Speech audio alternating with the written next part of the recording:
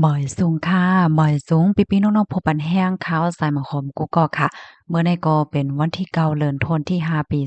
2525ในตอนรายการเฮาค่ะตอนในเดียวเนาะพี่น้องค่ะมารับชมด้วยข่าวเงาที่มีอยู่2ตอนตอนที่1ในคณะฟ้าผ่าก้นเล็งโว้เนี่ยค่ะแล้วก็ข่าวเงาเที่ยงโหนหนึ่งก็ก้นกว่าหาพึ่งกว่าเอาน้ำพึ่งค่ะเนาะก้อยกะว่าถุงยาพึ่งจี้ถึงที่ป้อรู้เซ็งสายใจในนั้นค่ะ อ่อนตั้งเปิ้นได้ได้ก่อเข้ามาถมด้วยข่าวงาโหในอ่อนตั้งค่ะเนาะ ในกอฟ้าผ่าก้นเล็งโว้เนี่ยถึงที่ป้อรู้สึกสายใจว่าจังหนังไหนค่ะเมื่อวันที่7เดือนธันวาคมที่5ปี2025ที่ป่นมาในค่ะเจ้าหน้าที่ภูมิพลพรโค้งปะเลกพนานิคมไล่รับตึงลาดว่ามีก้นถูกหญ้าฟ้าผ่าถึงที่ป้อรู้สึกสายใจเปิงเป็นได้ก็เป็นดีวาดนาดีหน้าโหบ่เจเว้ง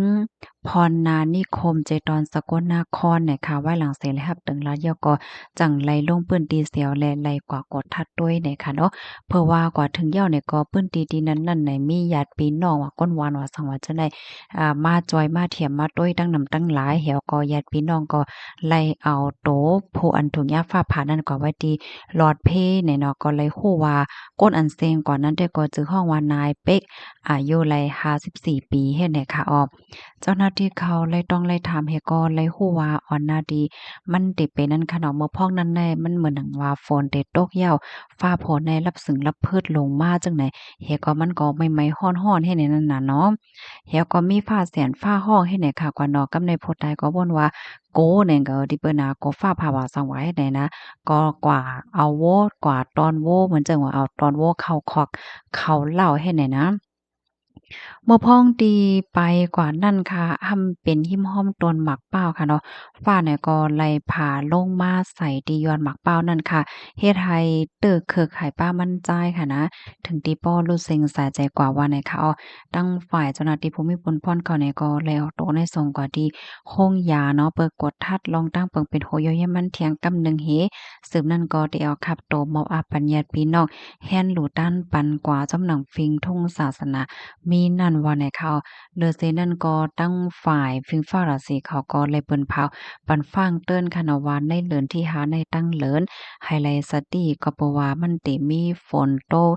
ลมแห้งฟ้าผ่าว่าสังว่าเจ้าไหนเปิ้นตีอันอยู่หิมปั้นตับลอยว่าหิมแม่นำว่าสังว่าเจ้าไหนก็ไฮไลเตอร์ฟังสติว่าที่เป็นลมโหมลมโตเจ้าเก่าแลป้าเจ็มโคกของเงินคำเฮิรนเย่โตเจ้าเก่า ว่าให้แหน่ค่ะค่ะข้อมูลในค่ะเลยเป็นมาที่ห้องการข่าวมติชนออกไว้ค่ะลูกดีข่าวเงาโหนได้เห็นแลกำในเข้ามาถ่อมด้วยข่าวเงาแทงโหนหนึ่งเนาะ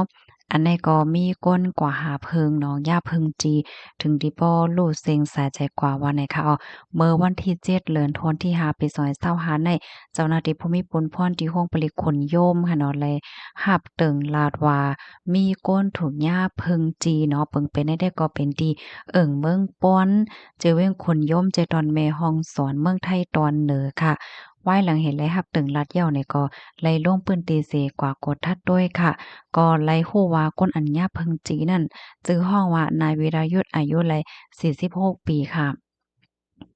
มือแต่มันในเนี่ยค่ะเนาะอันเป็นโพดตายเนี่ยค่ะก็รายการเคินกว่ามันเป็นแท่งน้ำที่อันเปิ้นเก็บน้ำไว้ให้ได้น้ำตีนั้นทำมีไว้โคงเพลิงค่ะเนาะกว่าต่อยเพลิงเปิดตาได้เอาน้ำเพลิงมาจังเนี่ยแล้วก็เมื่อพ้องนั้นเนี่ยก็ถูกหญ้าเพลิงจิลืมโตเฮ็ดก็ตกเอาหอยลงไว้เฮ็ดนั่นค่ะนะแล้วก็ตั้งฝ่ายเจ้าหน้าที่ภูมิพลพรเขาเนี่ยก็ ไล่กว่าจ้อยกว่าเทียมค่ะเนาะก้อยก็ว่าอย่าเพิดเกี้ยนใจหนาแนวก็เปิ้นว่าเพิ่งได้นำหน้าเริงหน้านั่นน่ะเนาะตาก้นที่ขึ้นกว่าจ้อยแล้วก็ซ้ำไปลองตั้งยามในแลเจ้าหน้าที่เขาแลใจเข้าย่ำอยู่หมอก2ชั่วโมงจังได๋เขาเนี่ยก็แลใจครึ่งอันปล่อยกว้านว่าสังว่าจังได๋ลึกเพิงแปดยาวกwanจังก้อยจังกว่าจ้อยเอาโตผู้ตายนั่นลงมาเนี่ยค่ะก้อยก็มั่นใจเนี่ยก็รู้เซ็งสายใจกว่ายาวเนี่ยค่ะ ทางฝ่ายเจ้าหน้าที่ภูมิพลพ่นเขาได้ก็เอาโต๊ะส่งกว่าที่โรงยาค่ะเนาะทางฝ่ายญาติพี่น้องเนี่ยก็เลยมีลองอันทางเทิมมีทางข้องคำใจสั่งเกี่ยวกับไปลองอันที่มั่นใจในรู้สึกสะใจกว่าในเฮ็ดไหนค่ะนะก็จังเจ้าหน้าที่เขาก็จังเอาขับโตะในมอบอาปัญญา พี่น้องแฮโลด้านปันกว่าจอมหนังฟิงทุ่งศาสนามีนั่นว่าไหนค่ะข้อมูลในกอเลยปีมาที่ของการข่าวสดออกไว้นะคะข่าวง่าโหในกอบางก็ว่าเปิ้นว่าบทตอบบทเรียนอันว่านั่นโยกก็เพราะว่ากว่าย่าห้างพึงเปิ้นว่าสังว่าจะน่ายเฮ็ดให้เนาะบางก็ว่าโอ้ไว้มองบางอำไลเพิงได้เฮ็ดจังไหนคะอ๋อค่ะพี่น้องค่ะถ่อมกันอยู่ดีเลยตั้งเลยพวงต้องตักมาเลยค่ะได้ตอนได้ค่ะเด็กแค่ย้อนอ่อนเอาพี่น้องค่ะมาถ่อมด้วยข่าวเงาเที่ยงอีกหนึ่งค่ะเนาะในตอนได้ก็ได้ย้อนอำไหนแค่พังยาวค่ะนะย้อนน้อมอีกหนึ่งในข่าวมันเป็นโรงไฟไหม้ค่ะไฟไหม้เรือนสองหลังที่ไฟไหม้เรือนสองหลังที่เว้งกดขายเมื่อวันที่7เดือนธันวาคมที่5ปี2025ข่าวย่ำ1โมงครึ่งกลางวันนั้นค่ะไฟไหม้กว่า2หลังว่าในข่าวลองตั้งที่อันเฮ็ดให้ไฟไหลไหม้ได้ก็ย้อนเพราะว่าแบตเตอรี่โฟงแตกเสียก็ไหลไหม้ลามเรือนกว่า2หลังลู่ซุ่มกว่าแสนป้องมันได้24แสนยาวเนี่ยค่ะเรือนสองหลังอันป้ากว่าจ้อมติในไฟนั้นเป็นเรือนอันมีอยู่ในมานตรงเว้งกดขาย ย้อนเพราะว่ามักทานแบตเตอรี่อันกล้องตั้งไฟแสงแลดโซลาร์นั่นแตกแลไฟจังไรล่ามไม่กว่าว่าในเมื่อวันที่5เดือนธันวาคมปี2025ข้าวยาม8โมงกลางในนั่นก็ย้อนเพราะว่าไฟแสงแลดโซลาร์เซลล์ก็เฮ็ดให้ไม้เฮิรนหลังหนึ่งอันมีไว้ดีในวานปิงหอยผ้าเยิงในเวงกดขายนั่นแลรูดซุ่มกว่าแสนฮอดมันได้15แสนเหมือนกันในค่ะเมื่อในหนังเก่าค่ะป่นมาเมื่อวันที่1เดือนธันวาคมปี2025วัยวัน1โมง50มินิตนั่นเนี่ยก็ไฟไหม้เฮิรนหลังหนึ่งที่วานหน้าวานซ้างในจะเวงสีป้อแลมีคนรู้เสียงสายใจหนึ่งก่อค่ะข้าวไหม้ปีแน่ค่ะนะไหม้แห้งเตอหรือเสกูปีแลในเมืองใต้หลายๆเวงทบเพไฟไหม้เฮิรนสิมีหลองลู่ซุ่มเฮิรนเย